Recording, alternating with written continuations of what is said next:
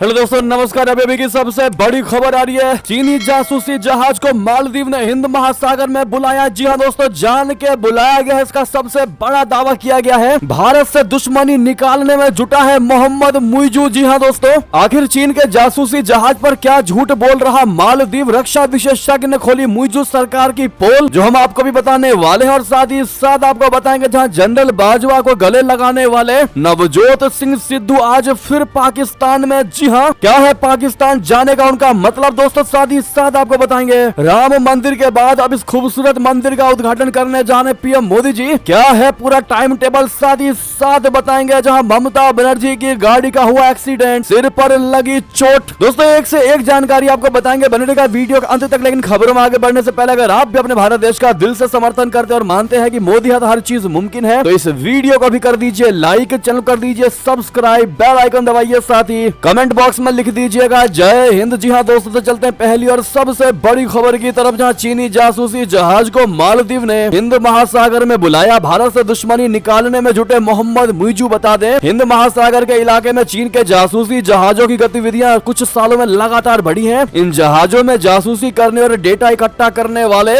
आधुनिक उपकरण लगे होते हैं। श्रीलंका पोर्ट पर चाइनीज जहाज के लैंड करने को लेकर भारत और अमेरिका कई बार चिंता भी जता चुके हैं। इस बीच खबर आ रही है कि चीन का जासूसी जहाज जियांग यांग होंग 03 हिंद महासागर में घुस चुका है। ऐसी खबर है कि श्रीलंका द्वारा विदेशी जहाजों के अपने देश में घुसने पर प्रतिबंध लगाने के बाद अब ये मालदीव की तरफ बढ़ रहा है। ऐसा दावा ओपन सोर्स इंटेलिजेंस बोले तो OSINT के ऑब्जर्वर्स और समुद्री ट्रैकिंग पोर्टल ये दावा कर रहे हैं। ऐसे में दोस्तों, चीनी जासूसी जहाज के मालदीव जाने को लेकर अब मालदीव की प्रक्रिया सामने आई है। मालदीव ने मंगलवार को चीनी अनुसंधान पोत या जासूसी जहाज जियांग यांग होंग 3 की रिपोर्टों पर एक बयान जारी किया और इस बात की पुष्टि की है कि माले में चीनी जासूसी जहाज आकर ठहरेगा। यानी ये वाकई में दोस्तों सच्ची बात है, क्योंकि मालदीव ने इस रिपोर्ट का एक्सेप्टेंस दिया है दोस्तों, और कहा है कि वाकई में मालदीव के माले में चीनी जासूसी जहाज आकर ठहरेगा। और बयान में यह भी कहा गया है कि विदेश मंत्रालय यह सूचित करना चाहता है कि पोर्ट कॉल करने के लिए आवश्यक मंजूरी के लिए चीन द्वारा मालदीव सरकार से एक राजनयिक अनुरोध किया गया था। चीनी व्यापारिक जहाज के 8 फरवरी को माले पहुंचने की उम्मीद है। इसे 22 जनवरी को इंडोनेशिया में जकार्ता के तट पर जावा सागर में देखा गया था। यानी कि दोस्तों, कहीं ना कहीं मुइजू पूरा सपोर्ट कर रहे हैं चीन के इस जहाज को माले उतरने के लिए। अब ऐसे में रक्षा विशेषज्ञों ने मुइजू सरकार की पोल खोलते हुए बताया है कि आखिर चीन के जासूसी जहाज पर क्या झूठ बोल रहा है मालदीव, वो आपको बता दें। भारत के प्रसिद्ध रक्षा विशेषज्ञ ब्रह्मा चेलानी ने बताया है कि मालदीव चीनी जासूसी जहाजों को लेकर जो दावा कर रहा है वो खुद उसकी कोई पुष्टि नहीं कर सकता। मालदीव के पास ऐसी क्षमता नहीं है कि वो चीनी जासूसी जहाज को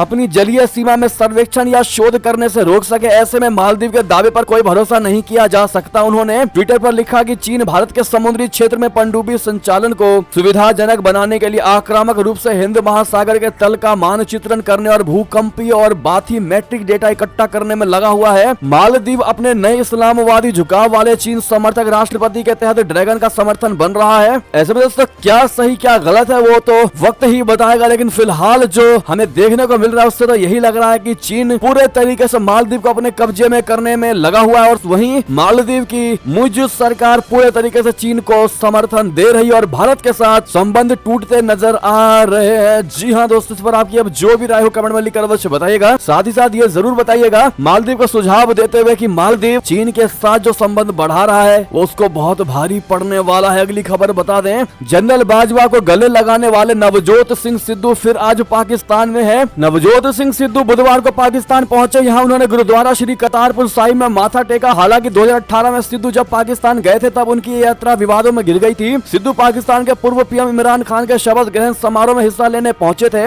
उस समय वो पंजाब कैबिनेट में मंत्री थे और वहाँ उन्होंने समागम में पाकिस्तान आर्मी चीफ कमर जावेद बाजवा को गले लगा लिया था। इसके बाद भारत में काफी विरोध भी हुआ था। केंद्र की मोदी सरकार के साथ साथ पंजाब के तत्कालीन सीएम कैप्टन अमरिंदर सिंह ने इसकी आलोचना की थी और सिद्धू को कटघरे में लाकर खड़ा कर दिया था। अब ऐसे में दोस्तों, सिद्धू का पाकिस्तान प्रेम कहीं ना कहीं भारत के हर एक नागरिक को चोट पहुंचाता है, क्योंकि पाकिस्तान ने जो भारत के सैनिकों को, हमारे सैनिकों को दर्द दिया है दोस्तों, वो कभी भुलाया नहीं जा सकता। वैसे में नवजोत सिंह सिद्धू ने उन नेताओं के, पाकिस्तानी नेताओं के गले लगे हैं दोस्तों, जिन्होंने भारत को लेकर ऐसे ऐसे जहरीले बयान दिए हैं, ऐसे ऐसे जहरीली बातें कही हैं जो सीधा हर एक हिंदुस्तानियों के दिल में जाकर चुभी है। अब ऐसे में नवजोत सिंह सिद्धू का दोस्तों पाकिस्तान जान जाना, इस पर आपकी राय तो बनती ही है। भारी मात्रा में अपनी राय लिखकर बताइएगा दोस्तों, और साथ ही साथ आखिर इतना पाकिस्तानी प्रेम इनके अंदर क्यों है दोस्तों, बताइएगा जरूर। अगली खबर की बात करें, जहां राम मंदिर के बाद अब इस खूबसूरत मंदिर का भी उद्घाटन करेंगे प्रधानमंत्री नरेंद्र मोदी जी। मुस्लिम देश में बना है ये मंदिर, आप सभी जानते ही हैं। बता दें, अयोध्या में राम मंदिर की प्राण प्रतिष्ठा के बाद अब यूएई में बने मंदिर का उद्घाटन होना है। भारत में यूएई के राजदूत अब्दुल नासिर अल शाली ने कहा कि मंदिर के उद्घाटन का दिन सहिष्णुता और स्वीकृति का जश्न मनाने के लिए बेहद खास होगा। मंदिर का उद्घाटन 14 फरवरी को प्रधानमंत्री नरेंद्र मोदी जी करेंगे। पिछले महीने बैप्स हिंदू मंदिर की ओर से पीएम मोदी को निमंत्रण दिया गया था, इसे उन्होंने स्वीकार भी कर लिया है। यूएई के राजदूत ने बताया कि 13 फरवरी को शेख जायद स्पोर्ट्स सिटी स्टेडियम में भव्य प्रवासी सभा होगी। इस कार्यक्रम का नाम अहला मोदी है, जिसका अनुवाद हेलो मोदी होता है। 2020 की एक रिपोर्ट के मुताबिक यूएई में सबसे बड़ी भारतीय प्रवासियों की आबादी रहती है, जो 35 लाख है। दोस्तों, प्रधानमंत्री बनने के बाद पीएम मोदी जी 2015 में यूएई गए थे। यूएई की ओर से मंदिर बनाने के लिए जगह दी गई थी। फरवरी 2018 में पीएम मोदी जी ने इस प्रोजेक्ट का उद्घाटन किया। दिसंबर 2019 में इसका काम शुरू हुआ। मंदिर 5.4 हेक्टेयर में बना हुआ है। इसे बनाने में 700 करोड़ रुपए लगे हैं। जी हाँ दोस्तों, ऐसे में मोदी है तो हर चीज मुमकिन है, कहना मत भूलिएगा। अगली खबर बता दें, रशिया को पछाड़ भारत का सबसे भरोसेमंद दोस्त बन गया फ्रांस। चीन अमेरिका तक सुनाई देगी मैक्रोन के दौरे की गूंज। जी हाँ, फ्रांस के राष्ट्रपति इमैनुअल मैक्रोन गणतंत्र दिवस परेड में हिस्सा लेने के लिए 25 जनवरी को राजस्थान के जयपुर शहर पहुंच रहे हैं। फ्रांसीसी राष्ट्रपति जयपुर के बाद नई दिल्ली पहुंचेंगे, जहां उनका भव्य स्वागत किया जाएगा। इससे पहले भारत ने अमेरिका के राष्ट्रपति जो बाइडेन को न्योता दिया था, लेकिन उन्होंने इससे किनारा कर लिया था। इसके बाद भारत ने अपने सबसे भरोसेमंद दोस्त बन चुके फ्रांस के राष्ट्रपति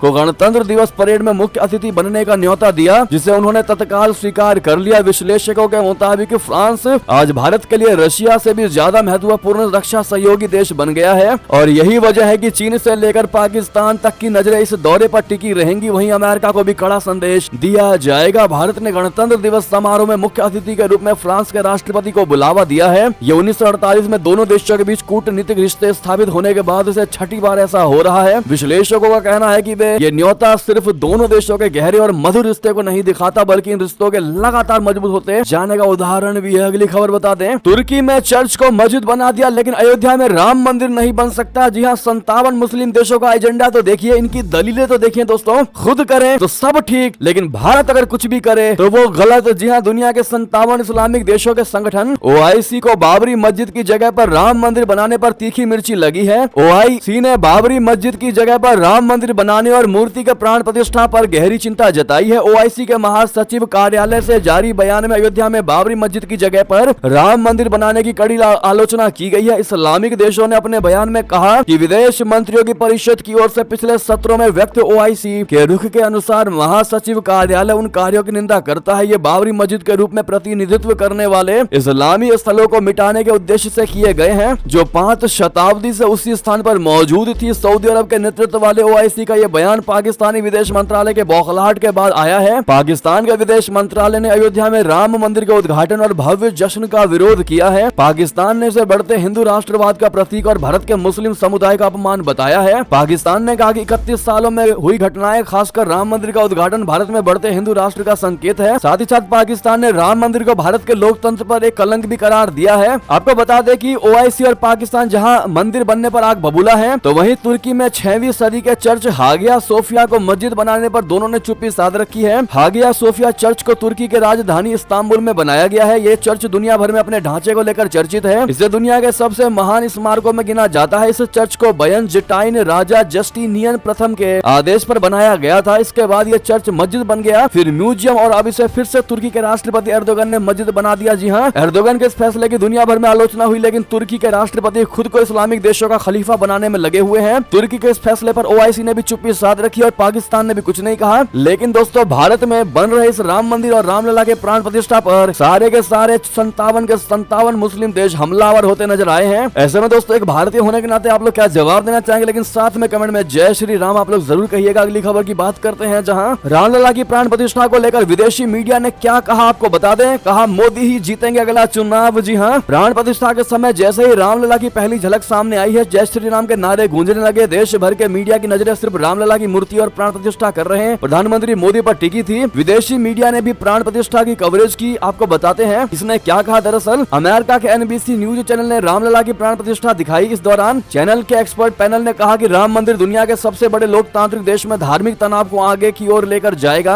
अयोध्या में बन रहा राम मंदिर हिंदू के सबसे बड़े देवता श्री राम का मंदिर है। ये मंदिर 30 लाख आबादी वाले अयोध्या शहर में पर्यटन को बढ़ावा देने में अहम भूमिका निभाएगा। राम मंदिर शुरुआत से ही भाजपा की जीत में अहम भूमिका निभाती रही है और आगे भी निभाएगी। भारत में होने वाले आगामी चुनाव इस बार भी नरेंद्र मोदी ही जीतेंगे। चैनल की ओर से ये भी कहा गया है कि मॉरिशस में रह रहे भारतीयों को प्राण प्रतिष्ठा देखने के लिए 2 घंटे की छुट्टी दी गई। जी हाँ, ये दोस्तों अमेरिकी बेस्ड NBC न्यूज चैनल की रिपोर्टिंग थी। इतना नहीं, ब्रिटेन की मीडिया ने भी बड़ी अच्छी बातें कही है दोस्तों, यानी कि राइटर्स मीडिया ने कहा कि प्राण प्रतिष्ठा को ऐतिहासिक क्षण बताते हुए भारतीयों से आग्रह किया है कि आज के दिन लोग अपने घरों में दिए जलाकर दिवाली मनाएं। प्रधानमंत्री नरेंद्र मोदी को देखकर ऐसा लग रहा है कि वो एक राजा है जो एक मंत्री का अनुष्ठान कर रहे हैं। जी हाँ दोस्तों, ये राइटर्स ने जवाब दिया है। ऐसे ही दोस्तों एक से एक न्यूज चैनल है, BBC तक ने अपनी बात रखी है। ये सारे ट्वीट आप स्क्रीन पर देख पा रहे होंगे। बहरहाल इन मीडिया को आप क्या जवाब देना चाहेंगे बताइएगा जरूर, साथ में थैंक यू भी कह दीजिएगा। साथ ही साथ अंतिम खबर आपको बता दें, जहां ममता बनर्जी की गाड़ी का हुआ एक्सीडेंट, सिर पर लगी चोट। जी हाँ, पश्चिम बंगाल के मुख्यमंत्री ममता बनर्जी का एक्सीडेंट हो गया है। इस हादसे में वो बुरी तरह से जख्मी हो गई हैं। उनके काफिले के सामने अचानक एक कार आ गई। इस पर ड्राइवर ने तुरंत ब्रेक मारी तो ममता बनर्जी के सिर पर गंभीर चोट लग गई। सूत्रों के हवाले से खबर आ रही है कि पश्चिम बंगाल की CM ममता बनर्जी बुधवार को सड़क के रास्ते बर्धमान से कोलकाता लौट रही थी। इस दौरान मुख्यमंत्री की गाड़ी काफिला के साथ चल रही थी। रास्ते में उनके काफिले के सामने एक दूसरी गाड़ी आ गई। इस पर ड्राइवर ने अचानक से गाड़ी को रोकने की कोशिश की, जिससे ममता बनर्जी के सिर पर चोट लग गई। जी हाँ, इस हादसे का एक और सबसे बड़ा कारण कोहरा बताया जा रहा है। घने कोहरे की वजह से यह हादसा हुआ। पहले खबर ये आ रही थी कि ममता बनर्जी हेलीकॉप्टर से कोलकाता लौटने वाली थी, लेकिन घने कोहरे और लो विजिबिलिटी की वजह से उन्होंने सड़क मार्ग से लौटने का फैसला लिया और घने कोहरे के चलते ही ममता बनर्जी की गाड़ी दुर्घटनाग्रस्त हो गई। जी हाँ दोस्तों, बहरहाल इस पर आपकी जो भी राय हो। बहरहाल ये तभी की सारी बड़ी खबर। आपको हमारी खबर कैसी लगी? आशा करता हूँ बहुत अच्छी लगी होगी। अगर थोड़ी भी अच्छी लगी तो वीडियो को लाइक करके, चैनल को सब्सक्राइब करके, बेल आइकन दबा के कमेंट में जय हिंद जय भारत जरूर कह दीजिएगा। और आप सभी का यहाँ तक बनने के लिए बहुत बहुत धन्यवाद। जय हिंद जय भारत।